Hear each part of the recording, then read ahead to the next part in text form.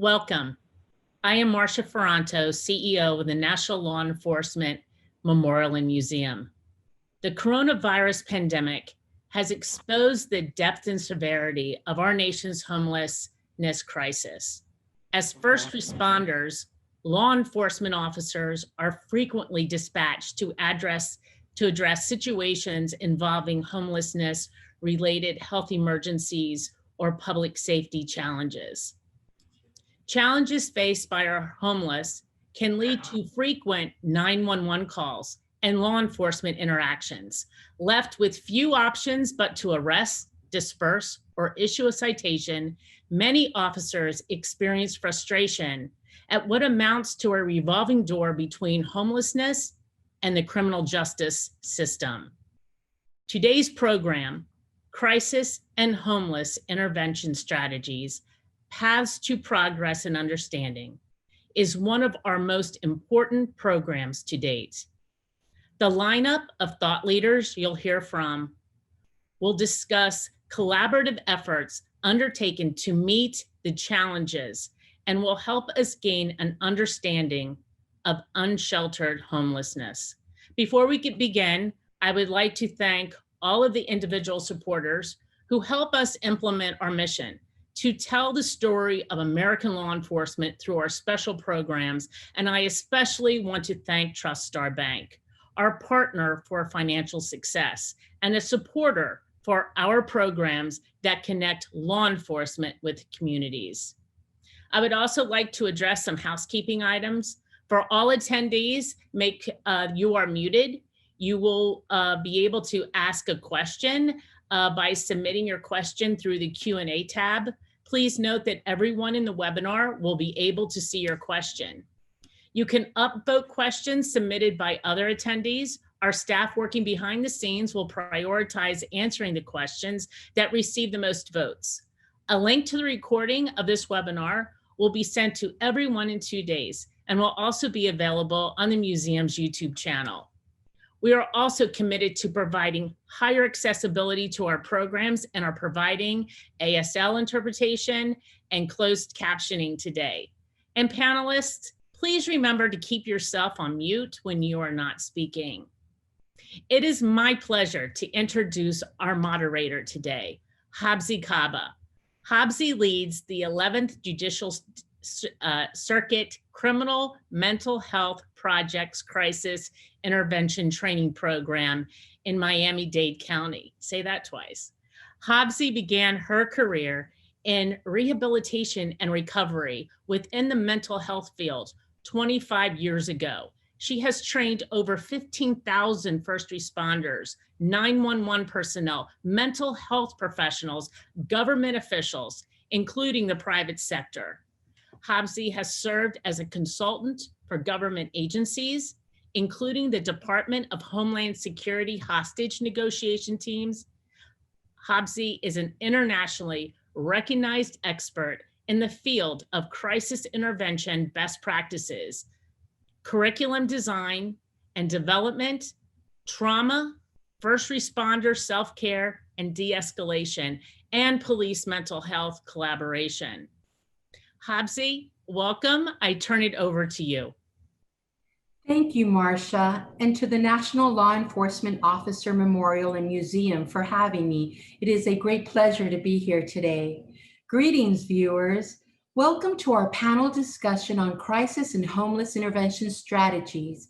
Joining us today, we have leaders and expert panelists who will provide us with some insight into their various roles in combating homelessness, their challenges, including the impact of the corona pandemic, and some of the strategies in place within their own communities. On January 7th, 2020, the U.S. Department of Housing and Urban Development released its 2019 Homeless Assessment Report to Congress. It was reported that 567,715 persons experienced homelessness on a single night in 2019, an increase of 14,885 people since 2018. The estimated number of persons experiencing long-term chronic homelessness that include individuals with mental illnesses increased by 8.5% between 2018 and 2019. African Americans accounted for 40% of all people experiencing homelessness, and Hispanics at 22% of the population. While 29 states and the District of Columbia reported declines in homelessness, 21 states reported increases. California increased by 21,306 people. That's 16.4% increase, which is more than the total national increase for every other state combined. Joining us today is Sergeant Aaron Dahl from Vacaville Police Department in California. Sergeant, how are you today? Good morning, how are you? Very good, thank you. Sergeant of Vacaville is, I'm sorry, no, that would be Sergeant Dahl with Vacaville Police Department, is currently assigned to the Community Response Unit known as CRU, who is responsible for the homeless response. He was born and raised in California, where he pursued a degree in criminal justice and began his career in law enforcement with BART Police Department in Oakland, California, and later transferred to Vacaville PD. Sarge, it's such a pleasure to have you here today. And you know, myself as a mental health professional and working with law enforcement for 17 years, I've had the privilege of working side by side with law enforcement, and it's truly been a real eye-opener to see the challenges that police encounter daily. I mean, truly, I didn't understand any of it until I started working with law enforcement. You've been the lone responder for persons with who are homeless and with mental illness for decades now. I was hoping that you could walk us through a day in the life of a law enforcement officer during COVID-19, responding to a person who is homeless. What does that look like? And what is your role of the community, in the community as a responder? Okay, well, thank you. Like I said, I supervise our community response unit. So there's myself, normally 3 officers that work with me. We've actually had a couple of our youth services officers working with us over the past 8 months because of COVID and the schools being shut down. And then we also have our homeless outreach workers that are case managers with one of our local homeless shelters in Vacaville, the Opportunity House. And so we have them out with us on a regular basis as well. We usually start our days, especially in the summertime, very early, about 4 in the morning, so we can get out there as early as possible and maximize the number of contacts we could make. Through COVID, I mean, it was kind of business as usual. We would go out and make as many contacts as we possibly could with the homeless. In the early stages of COVID, we were just making sure that they were aware of what COVID was, the potential risks of it, how to safeguard themselves from the disease, and just offered some tips and just make sure they were aware of everything that's going on. They don't have the luxury of media outlets that most people have. And so we just have to make sure that they're up to speed on what's going on. Here in Vacaville, we're a community of 100,000 people with roughly 100 chronic homeless individuals that we deal with on a regular basis. But we're kind of fortunate where we don't have the high density housing that the homeless use that you see in a lot of larger cities. Our homeless do congregate together a bit, but also they stay kind of spread out. They don't all stay in one place. They're spread out amongst different parts of town. So they're not right on top of each other where you run the risk of not social distancing. So we have a little easier time dealing with the homeless as far as COVID goes because of how they operate on a daily basis. But as far as our outreach and how we do things, I mean, it was business as usual. You know, we know all of them by name. We go out and talk to them on a regular basis. We know their stories. This isn't anything new. And, you know, we just continue to try and work and problem solve with each and every one of them. They all have different issues. There's probably a different answer to trying to help them succeed. And, you know, we just continue on with them. Sometimes we come across somebody where it's a pretty simple solution, but a lot of them, it's just very, very complex, and you're not going to solve this problem or win this war in one day. It takes, you know, days and months and sometimes even years of ongoing communication and problem solving with them to try and get them to get over that level of fear, to take that next step and to try some type of shelter or accepting some type of resource. Mm. As far as your case managers, are these mental health professionals, crisis counselors? The one thing, this has been a very humbling experience, being able to work in this unit, because I've been able to no longer just work with police officers, but I get to interact and work with people such as yourself and all these different members of the community and different county-based organizations.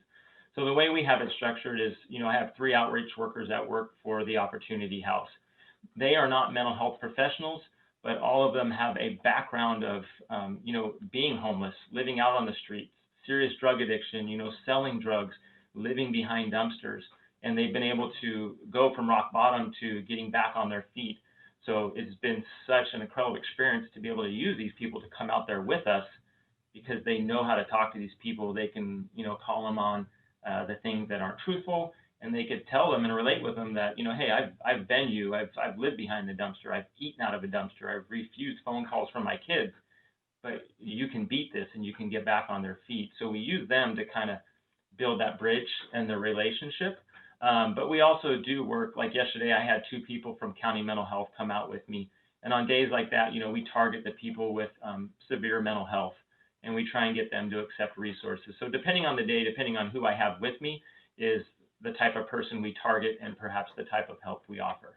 So I have to, you realize in this job, it's not just one person is going to make you successful. You need to learn to collaborate with all sorts of different agencies and different people, and find out what combination of people at that given time is going to get through to this person and lead you to some type of success. Well said, Sergeant. It takes true collaboration, and we need to get out of our silos and realize that we can't do it without each other. Thank you. Thank you so much. And thank you for your service, Sergeant. Thank you. Thank you.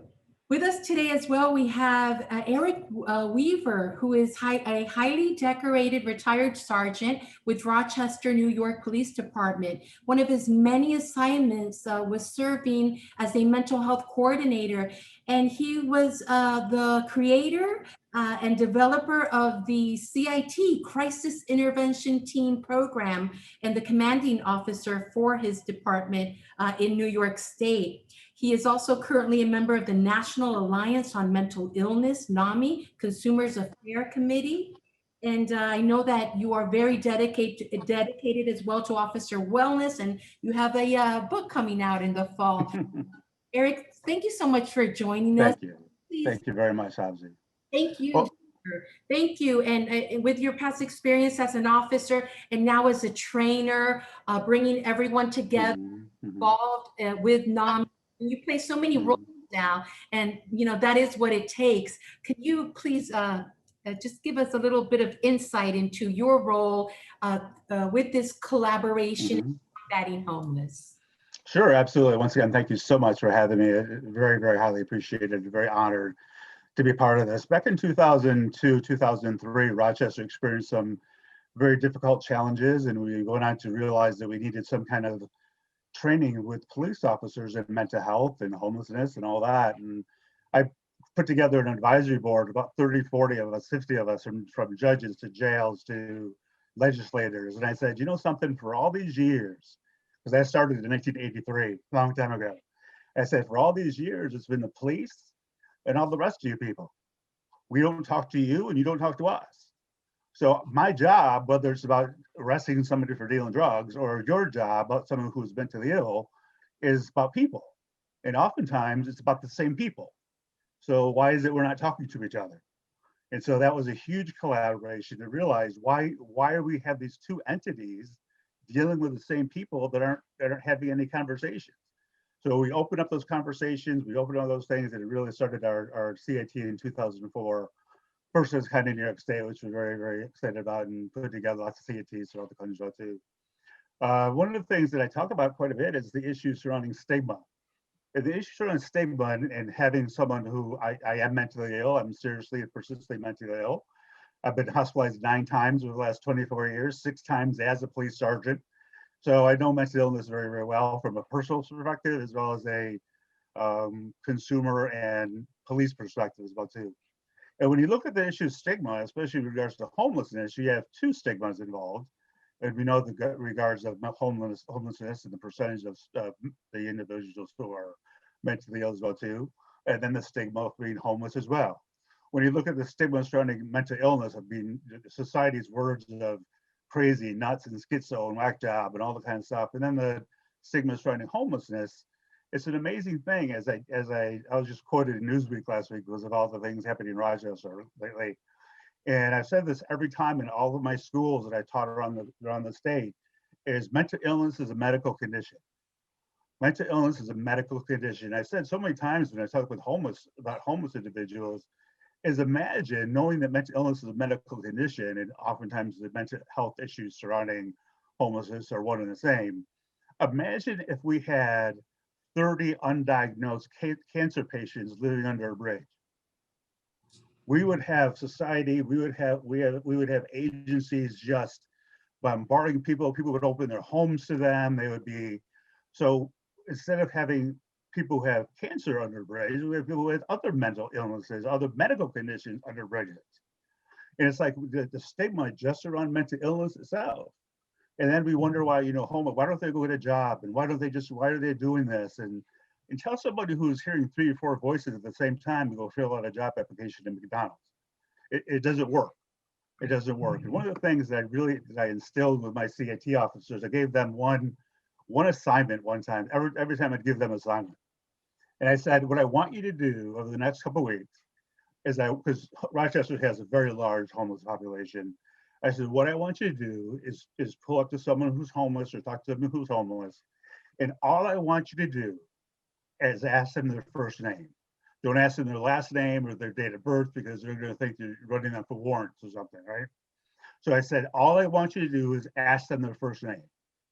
And then I want you to ask them this: what brought you to this point? And story upon story upon story upon story of doctors who lost their homes for insurance reasons, and then their wife left, or people that have been brought up in very abusive environments. And it brought down the stigma. My CIT officers had a tremendous amount of understanding of mental health anyway, but it brought down the stigma of the homeless population so tremendously when all I asked them to do was ask them their first name and what brought you to this place. Yeah, it was absolutely amazing. So working with the consumers and working with mental health and working on both ends of the mental illness part of it and the police side of it has been quite a journey. So thank you. No, thank you. That's so profound. It truly is when someone just shares their story, and you find trust and rapport through that conversation. And that's what we know that CIT is all about. And for our viewers that may not be familiar with CIT, with crisis intervention teams trainings, you can go to citinternational.org and you can learn all about CIT. We have a implementation guide, how to get your program started. And I can see, Eric, your passion and dedication to the commitment of training and education for our officers. Thank you. Necessary, and thank you so much. Like I said, especially when it comes to stigma, like I said, I can't emphasize enough that it's a medical condition, and if we had 30 people with cancer under a bridge, the response would be a lot different, and we probably wouldn't even be having one of these seminars. So that's a huge challenge that we continue to battle as a society, let alone in law enforcement. So fighting stigma, absolutely. Thank you so much, Eric. Thank you. Thank you so much. And, I'm so very excited to be sharing this platform with Bo Hall, who's with the Miami Beach Police Department, led by Chief Rick Clements. Bo is the first ever homeless liaison specialist with the award-winning homeless unit, also known as the Dream Team, in Miami Beach Police Department. He is a CIT certified, not officer, but like one, mental health liaison and a Florida certified recovery peer specialist. While living at the Miami Rescue Mission for 3 years, he pursued his education and graduated from Miami-Dade College as an EMT paramedic Bo is well known in his community for his relentless work with those who are homeless, and above all, his personal story of recovery and inspiration. Bo, so great to have you here today. Thank you for joining us. Thank you for having me. On behalf of the Miami Beach Police Department, Chief Richard Clemens, Deputy Chief Wayne Jones, Assistant Chief Paul Acosta, Sergeant Jerome Berrien, and my Homeless Resource Unit family. Yes. It's an honor. Thank you. Yes, we could just go on and yes, absolutely praising each of all our panelists, supporters, and leaders within our communities. Bo, government leaders, organizations for the homeless, and society, you know, we talk about problem solving and strategies in combating homelessness, but we fail to include those who are homeless in the solution. You've lived the streets. You are those individuals you serve daily. Please help our viewers to better understand your experience, what your role is now. We would love to hear from you, Bo. Tell us. Well, you know, ever since I was an early teenager, up until the age of 28 years old, I myself was chronically homeless in my hometown of Miami Beach, Florida.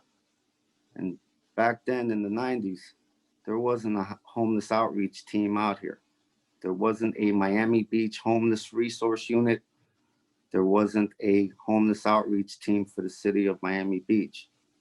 And growing up, I ended up turning to drugs and alcohol.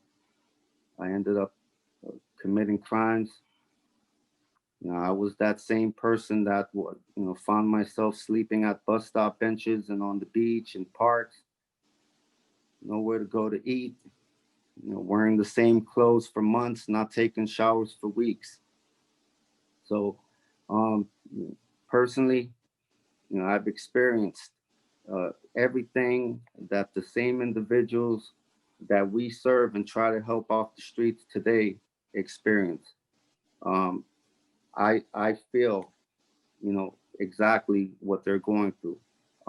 And they know that, many of the homeless in the streets of Miami Beach, they know my story. Many of the homeless on the streets we were homeless together, and they're still homeless. It's pretty innovative and life-saving. It's amazing what the Miami Beach Police Department, have done some 6 years ago with creating this unit, creating a sergeant, creating homeless resource officers. And for over 6 years now, we've been successful in getting hundreds of homeless individuals off the streets. And as well as getting individuals living a life of recovery and stability. I'm just honored to be a part of this. Yeah, Bo, and I know that you lead, when once the scene is safe, you are the one approaching, the officers, stand back, and I mean, I've witnessed it, and it's a beautiful thing to see how some individuals will accept services. Can you tell us, and this is a question that, is always asked, and I myself, what are some of the reasons you find that some individuals will refuse shelter or, emergency homeless assistance? Well, mental illness, substance abuse, this is major factors why many of our homeless are homeless on the streets for many years. It's a battle that we have to constantly deal with. Providing hope, encouragement, constant engagement, is the key. Something that we never stop. Many of the homeless individuals here in the city of Miami Beach, we've assisted many of them with shelter. We've assisted these individuals with drug and alcohol treatment program, mental health services, but they'll end up right back. It's just a matter of never giving up on them. And that's something that my colleagues and we don't do. We don't give up on individuals. And it's the same thing like Sergeant Dahl said. What we provide is that love, compassion, and empathy. And we're out there conducting street outreach every day. And just like Sergeant Dahl and his team, we are out there 3, 4, 5, 6 a.m. in the morning every week. And we've been doing this for years. And I think for us, what's been the key, what's been the beautiful thing here in Miami-Dade County and in the city of Miami Beach is we collaborate, we team up with our homeless outreach team. We team up with our Miami-Dade County Homeless Trust and our homeless providers in the continuum. Yes. We team up with Judge Steve Leifman, jail diversion, Yes. the courts. And so it takes a team effort to make the dream come true. Absolutely. And also CIT platform That's right. brings those partners together. And That's right. the board in the nation. So viewers, if you're asking yourself how, definitely, reach out to your local police department. Do they have, a CIT program? Reach out to the National Alliance on Mental Illness. Reach out to CIT International. Reach out to our panelists here who have a wealth of information. You will find, their bios in the information sent to you. You can reach out to them directly. And with all of that, Bo, tell us what needs to change. What do our government leaders, what does Congress, what do they need to hear? What do we need to take this to the next level to help our homeless? I mean, ending homelessness to itself is complicated. Many are homeless behind mental illness, substance and alcohol abuse, criminal related convictions. You've got folks that simply just want to be homeless. It's a lifestyle choice. But with that said, I don't think we can end homelessness without collaboration and teamwork with our homeless providers, Yes. our outreach teams, our behavioral and medical health systems, our law enforcement, and our criminal mental health courts, such as the jail diversion program. We need to look at this in the context of providing personalized solutions for each individual. But perhaps I think one of the biggest challenges is socioeconomic, and which can be simply addressed by providing low to no income for people who can't afford it. And that's something that can be done. Thank you so much, Bo, and thank you for your commitment to the cause. And with that, speaking of collaboration, also joining us today, we have Michael Alfarrell, who is our Executive Director for the Coalition for Homeless in Washington, D.C. Michael has 40 years of experience in public service, including the D.C. Department of Employment Services, former D.C. Commission on Social Services, and the Council of Churches of Greater Washington. Michael, thank you for joining us today. It's a pleasure to have you. Well, thank you for having me. Absolutely. Can you please shed some light on some of the concerns as well that you may have, and also very importantly, the strategies your organization has implemented since COVID? That would be great to hear from you. Well, thank you. In Washington, D.C., certainly because of the pandemic, we've had to have a citywide strategy in order to address, the issues, in addition to being homeless, but worrying about, COVID-19 in and of itself. And so what the district has done is a number of things. One thing it has done is created what we call isolation and quarantine units. These are hotel units that are being utilized to isolate and quarantine individuals, both in the general population as well as in the homeless population, who are either being tested for COVID, so they're in isolation units, or individuals who have tested positive, and those individuals are in quarantine units, receiving treatment. And so those, are two critical tools that are being utilized in Washington, D.C. at this time. The other is geared towards prevention. And so we have some specialized units. We call them PEP-V, which stands for, I have to read this because it's long, Pandemic Emergency Program for Vulnerable Individuals Experiencing Homelessness, shorthand PEP-V. And the V is for vulnerable. The PEP-V units are also hotel units where individuals who fall into the high risk categories, either age or other chronic health issues, are placed in hotel units so that they can be safe from possible infection by COVID-19. And so that particular strategy is working well within the homeless population. Another unit is expected to open in Washington October 12th, to be exact, that should add an additional 115 units, that are targeted towards homeless individuals, but most importantly, homeless individuals to prevent them from possibly getting COVID and subsequently spreading it throughout the community as well. That is great information and resources. I myself will be reaching out to you. We'd love to learn more, and I'm sure our viewers are very interested as well. Thank you for that, Michael. Thank you so much.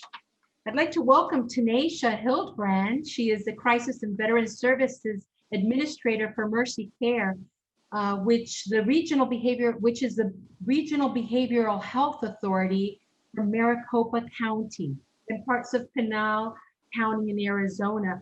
Tanisha oversees a system that serves over 4 million people and includes a central hotline, crisis mobile teams, urgent psychiatric centers, a respite, detox, and transition facilities. As well, an Army veteran, she works closely with local law enforcement and the Veterans Administration, hospitals, fire departments, and community crisis providers. Tanisha, thank you so much for being here today. Please share with us some of your wealth, your resources, strategies that you have implemented and are in place at this time. Thank you for having me. It's a pleasure to be here among so many just wonderful agencies and resources that exist in the world. You sort of go about knowing what exists in your own community, and so to be able to share in this way is exciting. I too learn. Our crisis system has been very robust and accessible pre-pandemic, during pandemic, open to everybody, no wrong door for law enforcement. We have such strong partnerships with all of our local, state, county, federal, and tribal law enforcement agencies that we really try to work through any challenges, any issues, coordinate better, make it easier for law enforcement to drop individuals off into our facilities or hand them off to a mobile team or a crisis line. Our mobile teams all of our crisis system has remained fully functional 100% throughout the pandemic. We recognize that while some of our outpatient resources have relied on telehealth, it's important for us to be able to go out into the community, take over care for somebody, get law enforcement back out into the community to serve those other calls for service that don't really require behavioral health in those, and then we can serve that person, figure out what the underlying challenges are, connect them to ongoing care. I think COVID presented a lot of challenges, and we've learned as we've gone along, having enough PPE, testing abilities. We say no wrong door, bring anybody into our facilities. And often somebody may not even know that they're not symptomatic. They don't know that they're positive. we may not find out until after they've transitioned to another location. So a lot of good coordination between our crisis facilities, our hospital systems, so that we can identify those individuals who do need either a higher level of care, ongoing treatment back out into the community. We recognize that when somebody is not doing well, the first person, the first entity that gets called is law enforcement.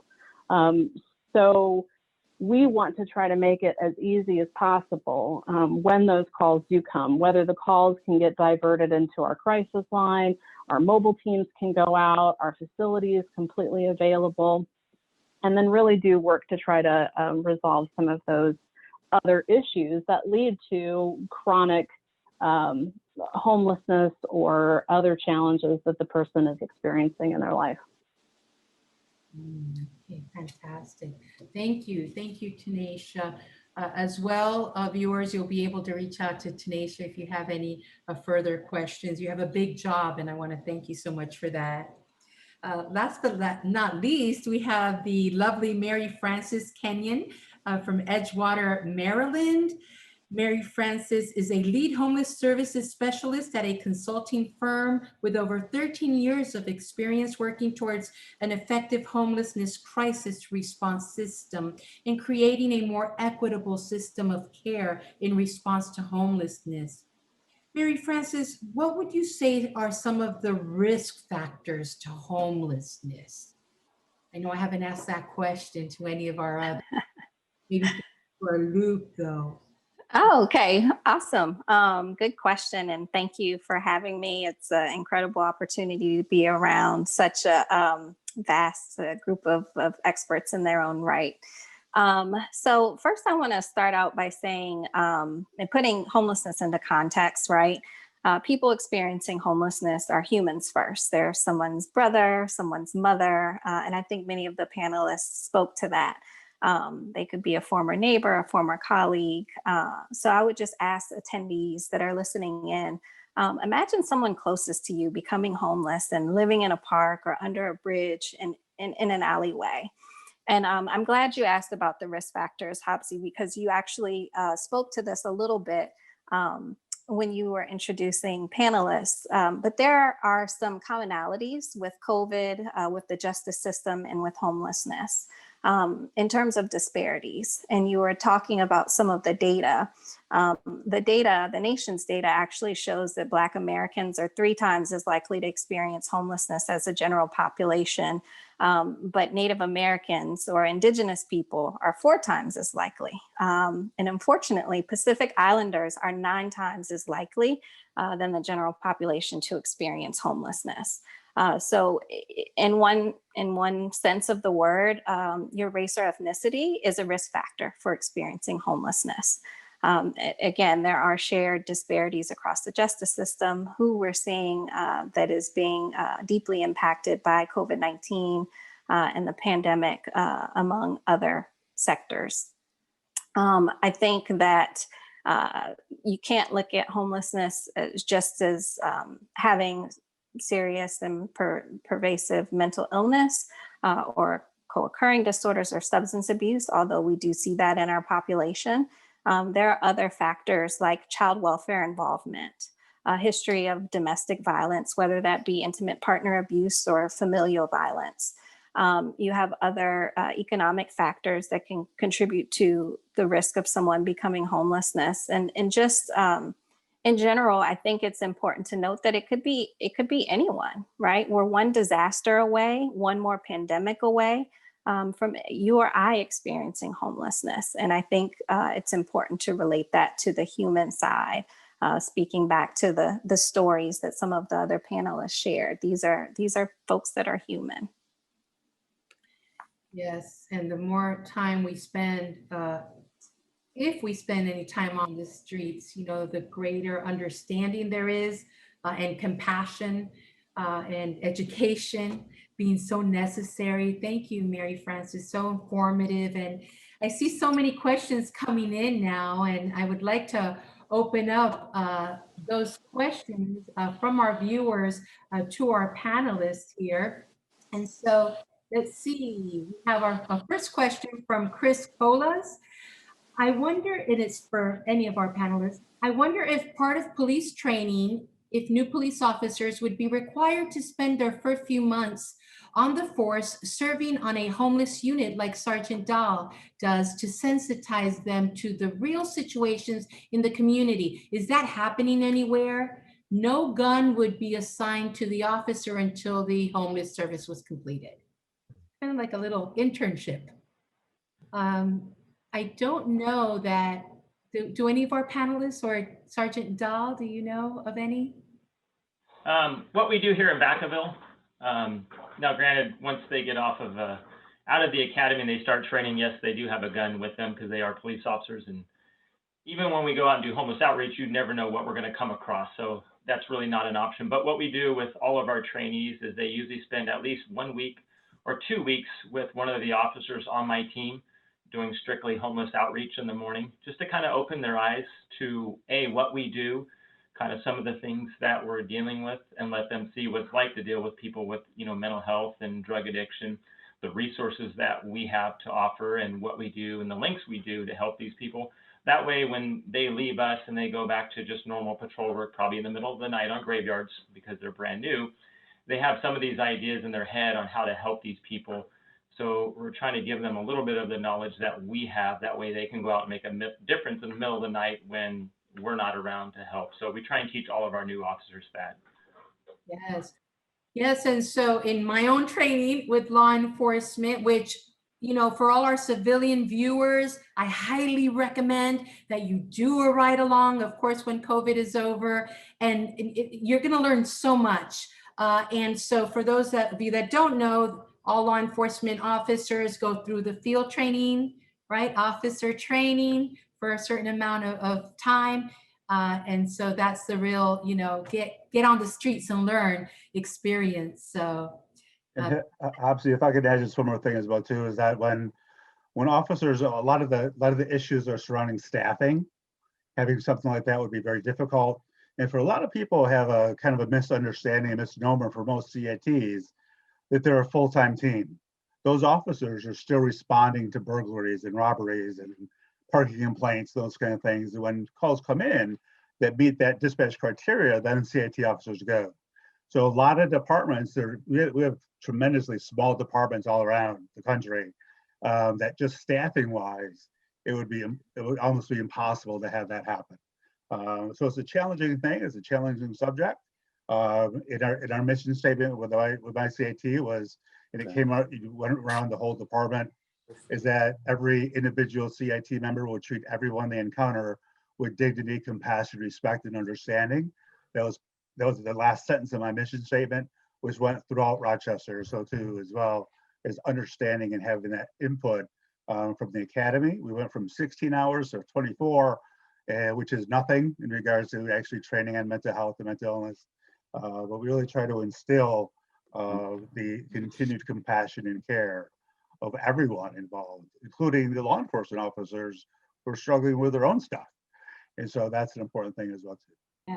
Yes, yes, very important, very important. And also, Tanisha, you had mentioned that you have a resiliency program for officer wellness.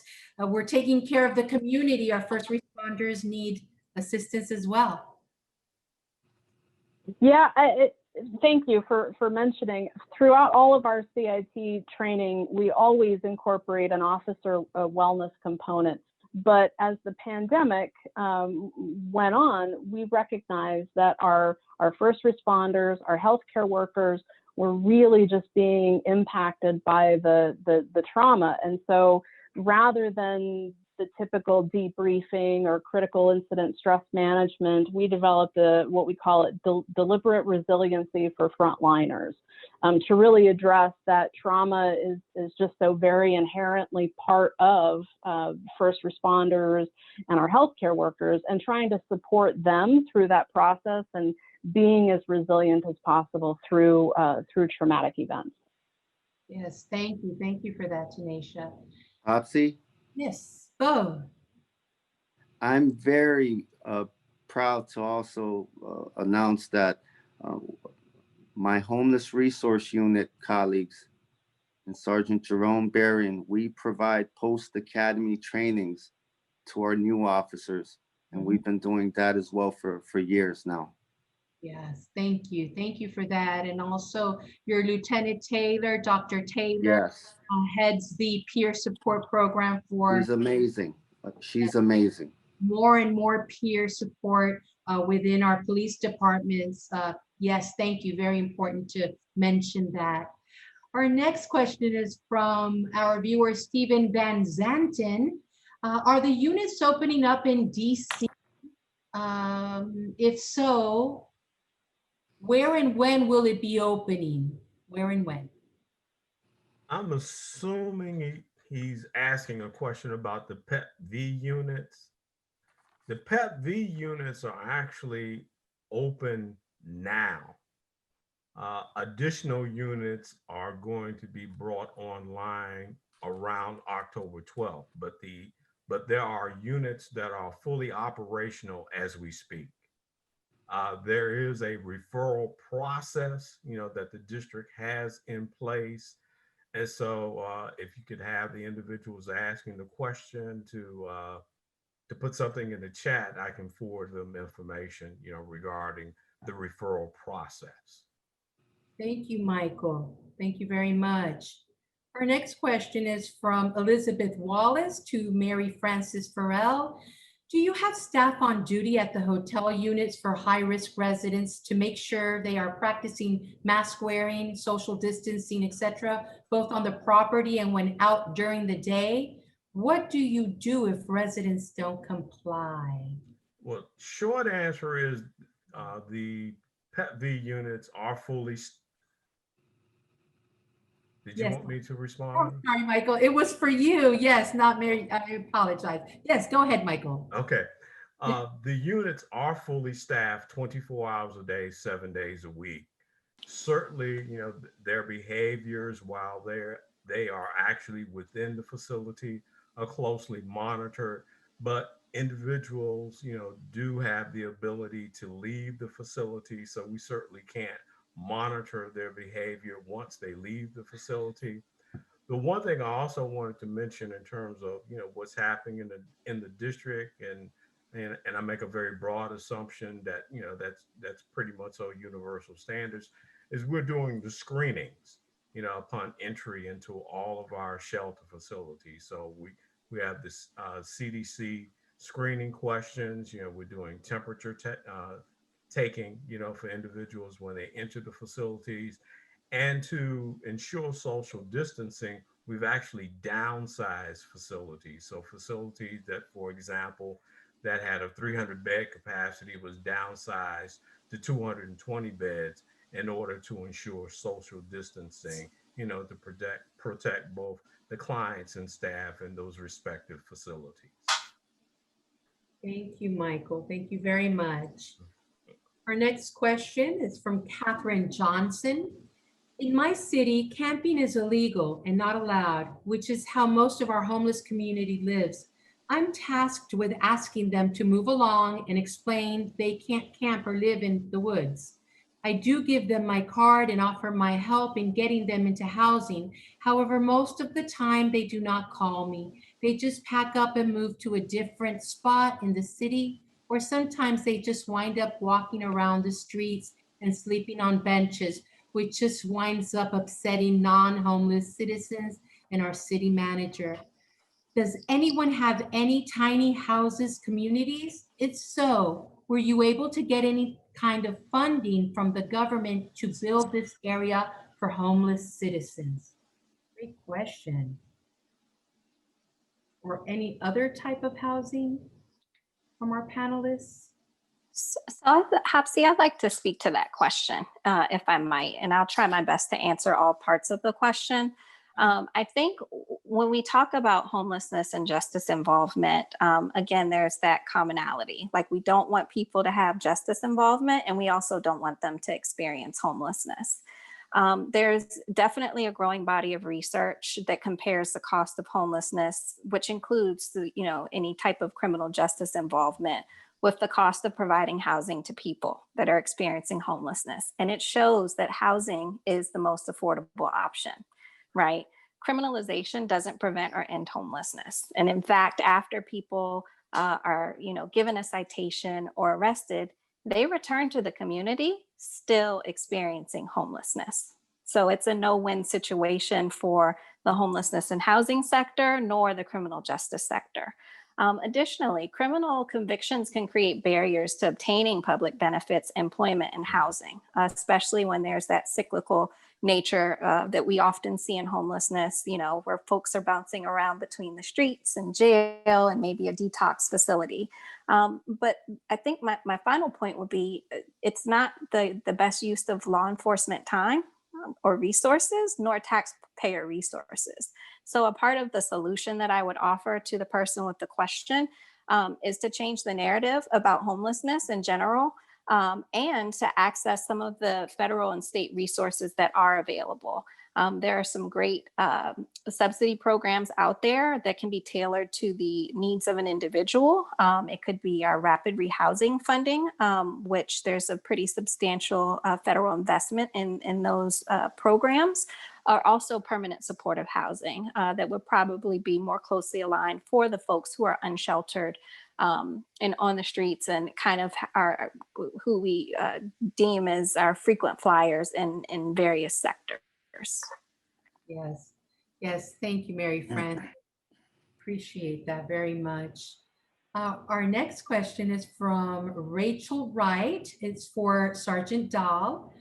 Sergeant Dahl, with the COVID restrictions in place, what options are you making available for the homeless to access services if they cannot do it in person?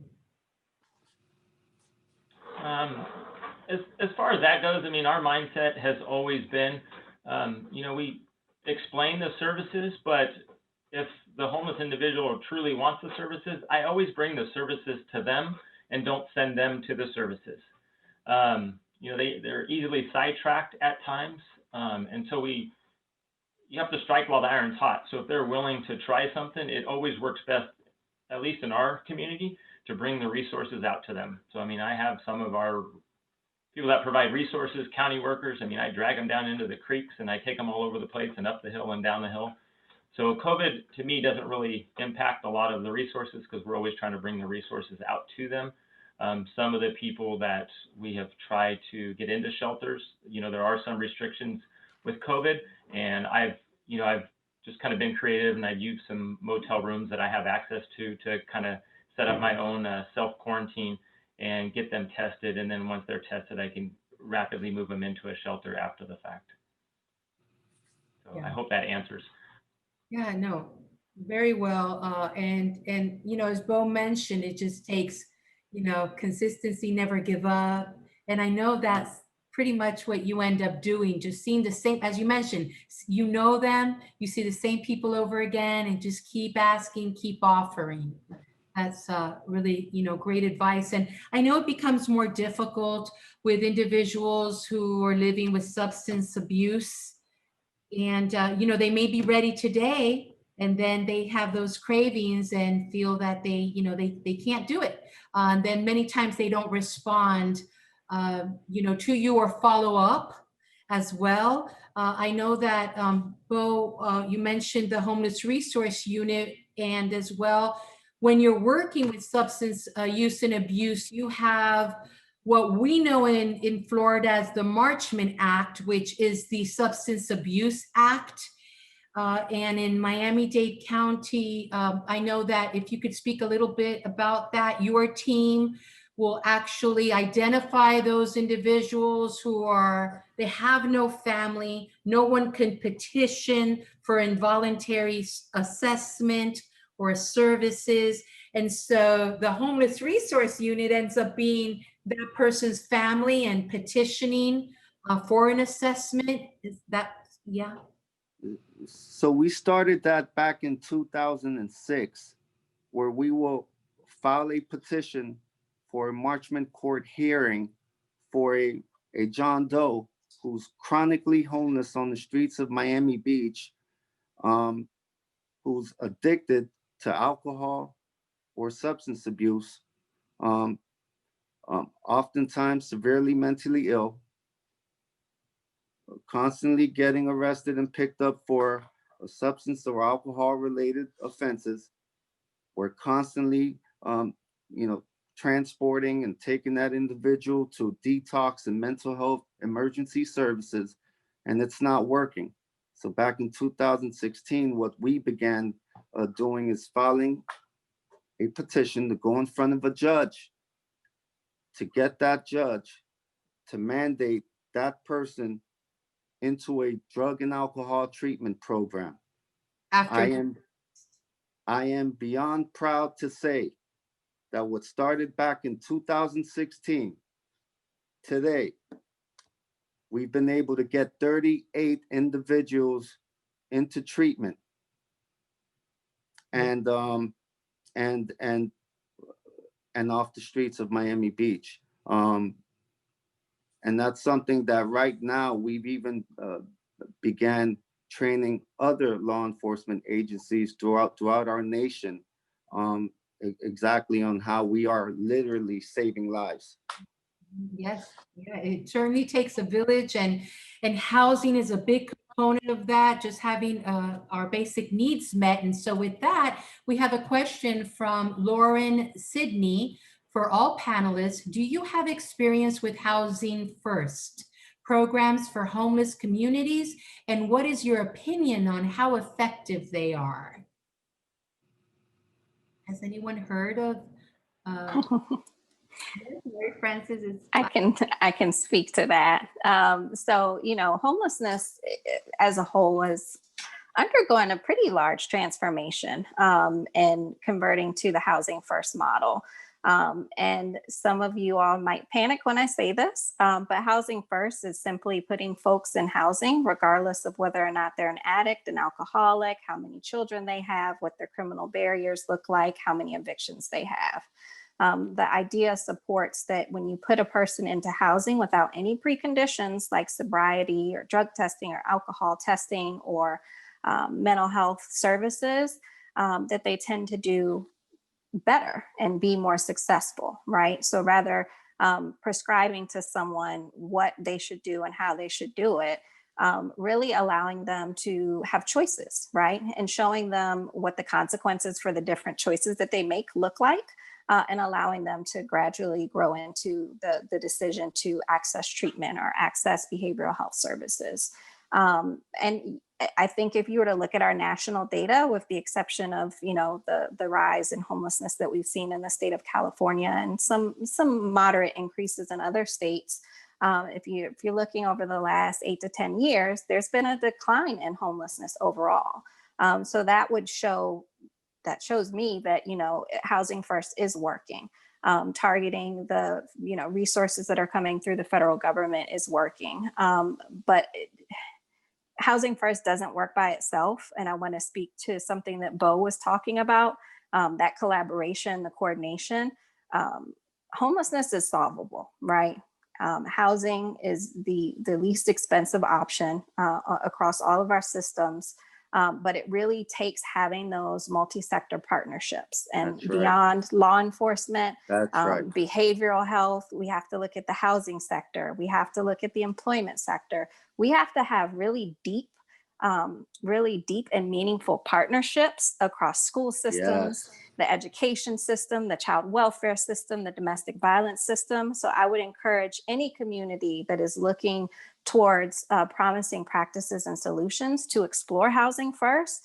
But before doing that, make sure that there's a strong foundation of partnerships that are well connected and very meaningful with a shared goal. And again, the solution to homelessness is housing, right? We can start helping people fix areas of their lives that they want to or that might be broken after they're in housing, because it helps us all out and it helps the community all out.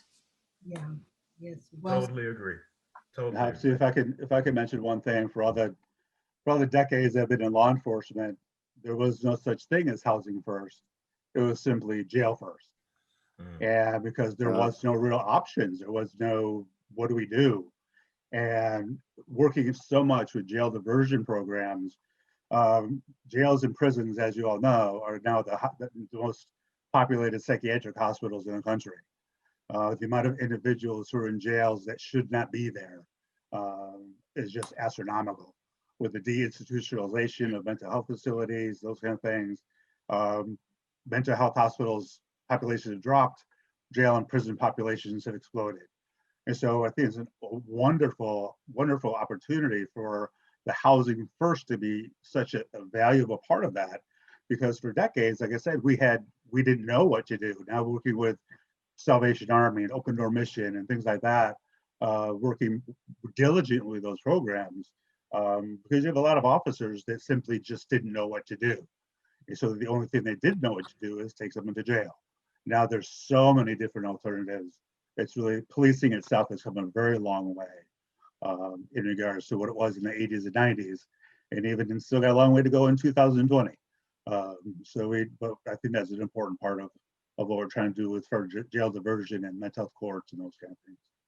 Truly, truly well said. And so much is, dependent on law enforcement. And we as a mental health community and societies have to take ownership and provide the tools that law enforcement need to provide more services. And they shouldn't be providing any services, but assistance and linking them to services, which was a question from Paula Barker. I'd just like to elaborate on what she's asking here so we can further talk about it. Is there a move toward creating or training units of police officers to specifically handle mental health cases to prevent criminalization of homeless persons? And that is where, our jail diversion programs come in, but as well, this movement of CIT expansion with co-responder models and embedded models within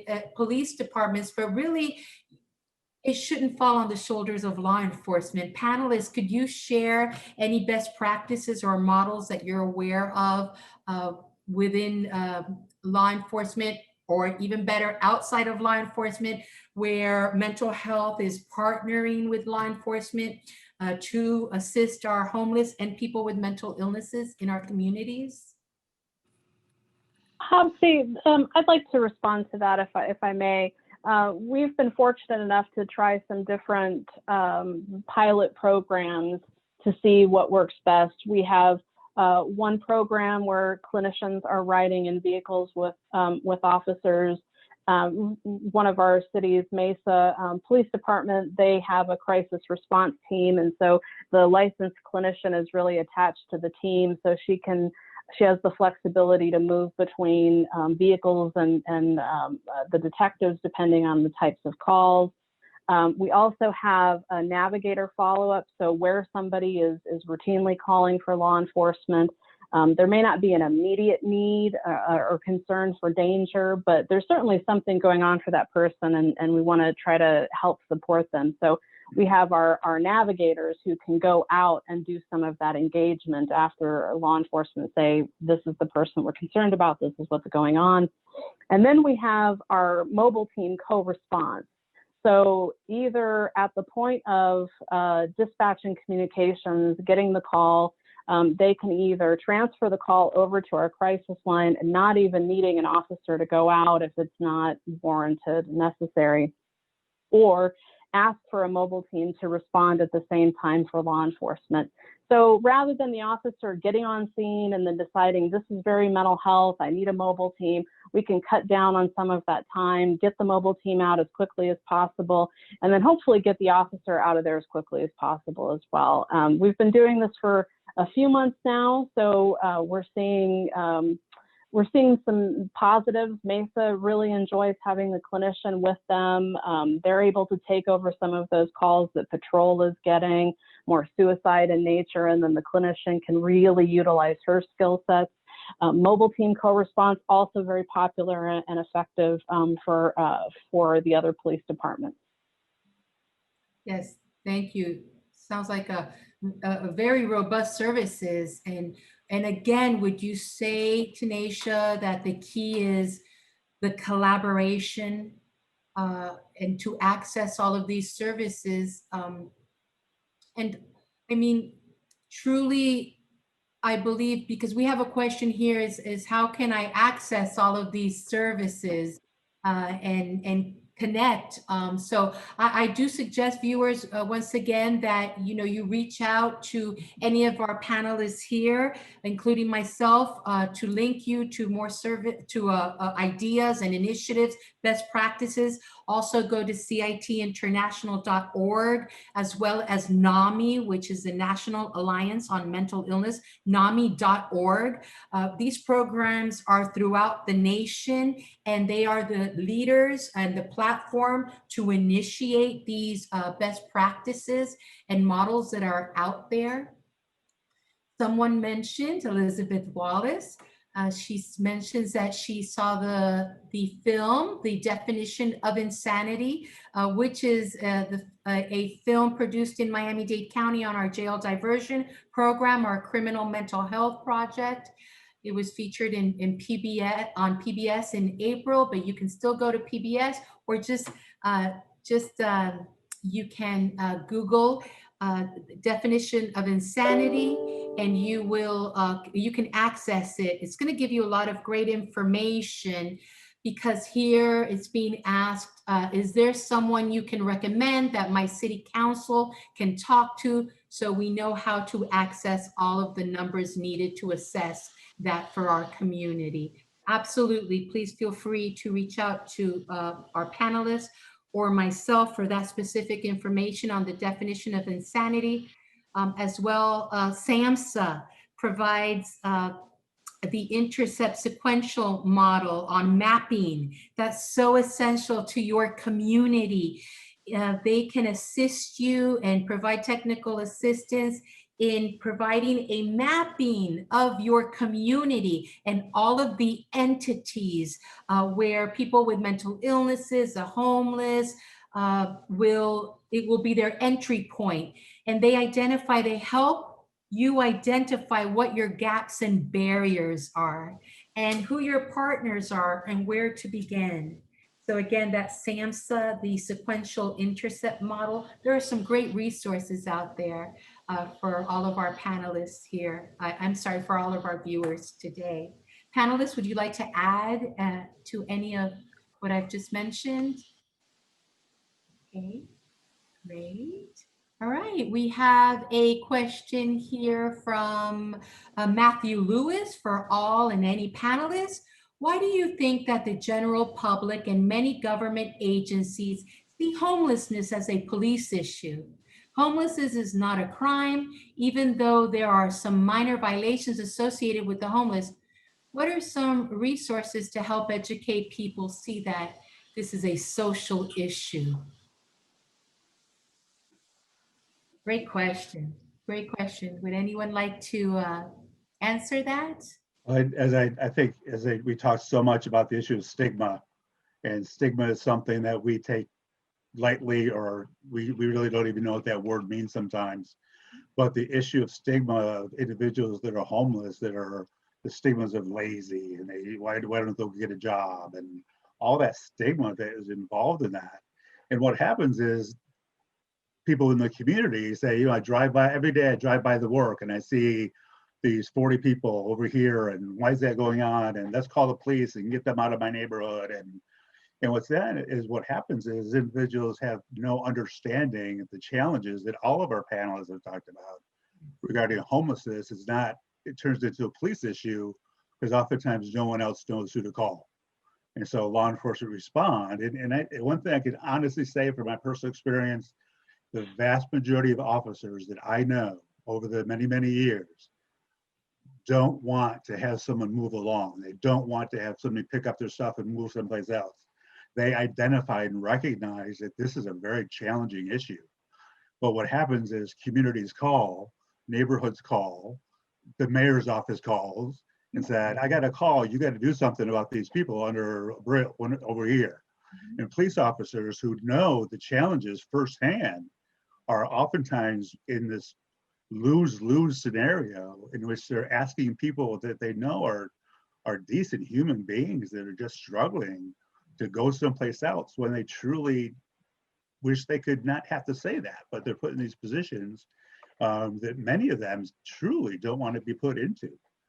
It becomes such a huge issue amongst the community as far as, once again, going back to stigma as always.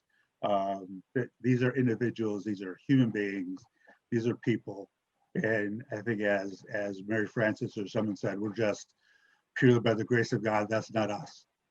And so I think that's an important thing the community really needs to realize as well too. Yes, thank you. You're here, Eric. Homelessness and mental illness is not bias. It can affect any one of us. I really recommend to our viewers, NAMI.org is all about education, and they provide at no cost free educational training and support to any and all. I really recommend they teach you all about what mental illness is, as well CIT International. So there are many resources through NAMI and CIT International to access some training and as well free training for the community, because we talk so much about law enforcement needs to be trained. Society needs training. Society needs education equally. We are tipping the scales now with training law enforcement. They receive countless hours of training a year. Let's train our community. You too can be a trainer and a supporter. Wonderful. Wouldn't you agree, Sergeant Dahl? I know that inside you're smiling because I get it. I get it. And we want our... Yes. It's absolutely true. And I mean, why the police get involved so much is whenever anyone has a problem, it's very easy to pick up the phone. You can dial 911 or you can call the number to the local police department. And we will, especially, I know in the city of Agawam, I'm sure Bo does it, but we will go out and deal with almost any issue. But a citizen can't call mental health and say, hey, there's a bunch of homeless people out here that need mental health treatment. Can you go help them? Or they can't call some type of substance abuse program and say, hey, there's a guy over there who's got a drug problem.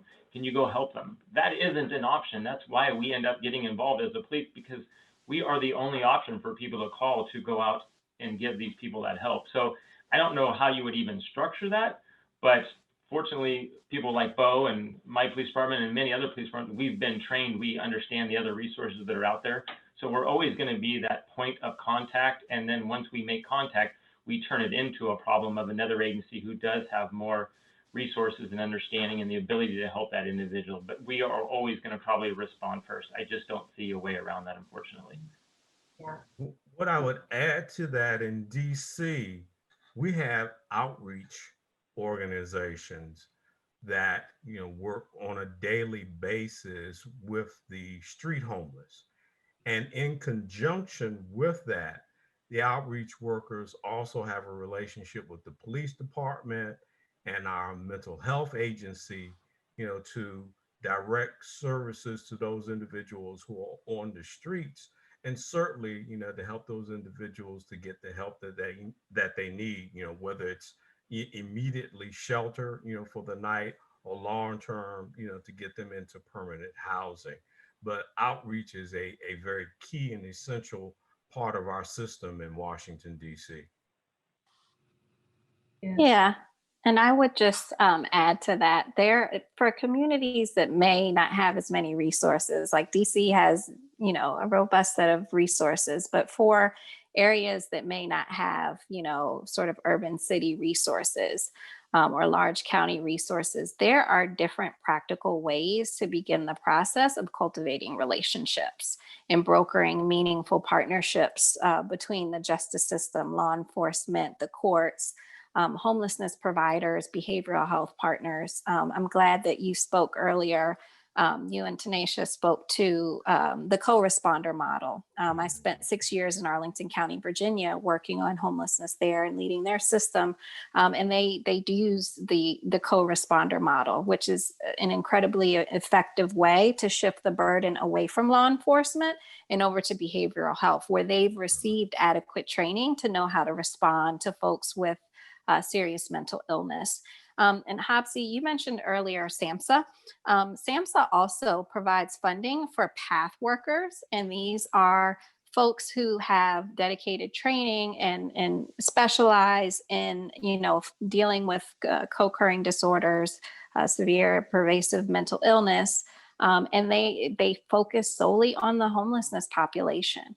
So there's an opportunity there. If your community doesn't have a path, program or path workers in it, find out why not. Challenge your community, right? If you're a constituent, challenge them to bring that resource in, especially if you are experiencing high pockets of unsheltered homelessness.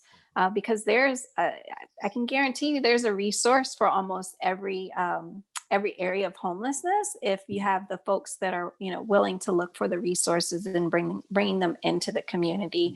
Because I do agree that this is, homelessness is not a law enforcement problem. It's a community problem. It's very much a social issue that is impacted by multiple sectors. But again, it's solvable, and we see communities, reaching a functional end to homelessness for certain subpopulations. So I would just challenge you, for those of you that are attendees, call out your mayor, call out your council member. Let them know that law enforcement shouldn't be alone in dealing with homelessness. Because it's not just it's not their responsibility. It's community responsibility that requires a community solution. Yes. And if I could say one challenge that we've run into so often regarding the homeless and the mentally ill, once again, is the public perception of violence and dangerousness. That individuals who have mental illnesses or homeless have a huge impact on violent behavior. We know statistically that individuals with mental illnesses are no more violent and dangerous than the general population. Matter of fact, they're 11 times more likely to be victims of crimes, let alone be perpetrators of crimes. You double that in the homeless population, where law enforcement oftentimes gets called because you have someone who's been a victim of an assault, victim of a homicide, victim of a robbery, and those are just the ones that are reported, which are very, very seldom. And so not only is it a housing issue in regards to getting individuals places to live, a lot of times it becomes a law enforcement issue when we're responding to serious assaults of just robberies and things that are just happening. It becomes, if we're responding, trying to help individuals who are being victimized far more than anything else. And that's a very difficult challenge where we have to face that as well too. Yes, Eric, thank you for mentioning that. That is so important, and there's such a misconception about violence and mental illness. Thank you. We have 2 minutes left for one more question, and we're gonna, let's see, Elizabeth Wallace is our viewer asking, do you think that assault of a police officer should be more loosely defined if the assailant has a mental health concern? Big question with 2 minutes left. Anyone? Sergeant Dahl, I don't want to just put it on you. Would you like to respond to that question? Or anyone else? That's a tough. I mean, I'll keep it real brief. I mean, you're always going to have to address these issues, but I mean, I think a lot of times in court and, the officer reports, you've got to understand the why something is happening and address the issue of why, not just what happened, but why it happened. And I bring this up, and I know Bo could really talk on this. When we make an arrest of a homeless individual, it is a cry for help to the criminal justice system to please help this individual. We're not trying to put him in prison. We're not trying to give him a criminal record. We talk to him over and over again. We try every resource possible and every means possible, and ultimately we're stuck. We run out of options. So we want to get them into programs like Bo talked about, where they're forced to go to drug treatment. So that is a lot of times where the arrests come from. It's just a cry for help. It's not us trying to be mean to the homeless. It's just us crying for help, like saying, please help this individual. I don't know what else to do. I'm stuck. Thank you, Sergeant. Right. And Sergeant Dahl is right. Oh, okay. You said, Sergeant Dahl is right. We are more, the homeless resource unit and myself, prior to this pandemic, we are more in the courthouse, both criminal and marchman. If an arrest needs to be made, we are right there the very next day advocating to get that individual some help, or getting the judge to, go ahead and work with us. And we would then follow up with shelter or treatment placement, relocation placements with our local outreach team. We are teaming up with once a week, and we've been doing this for 2 years now with our PATH team, addressing those severely mentally ill individuals on the streets of Miami Beach. So we're always looking for different ways. And training is everything, and I really recommend all of our civilian viewers, please do a ride along. It will transform how you see law enforcement. I want to thank our panelists today. I want to thank all of our mental health professionals and our law enforcement. Stay safe out there. And now I'd like to turn it to Marsha. Thank you, Marsha. Absi, thank you so much. And what a great discussion. We can all hope at the end of each of our work days that we have done something to change the lives of others for the better. And everyone on this screen is representing that. So my congratulations to each of you for the incredible work that you continue to do. Although our physical doors are temporarily closed due to COVID here at the museum, but like our law enforcement heroes, we are committed to our mission. We continue to work to expand and enrich the relationships shared by law enforcement and the communities they serve. But we can't do it alone. Without the help of individual supporters across the nation and our corporate sponsors like TrustStar Bank, we couldn't fulfill our mission to tell the story of American law enforcement. So please join us next week on October 14th for another important program, Preventing Death by Suicide, a chief-to-chief leadership wellness discussion.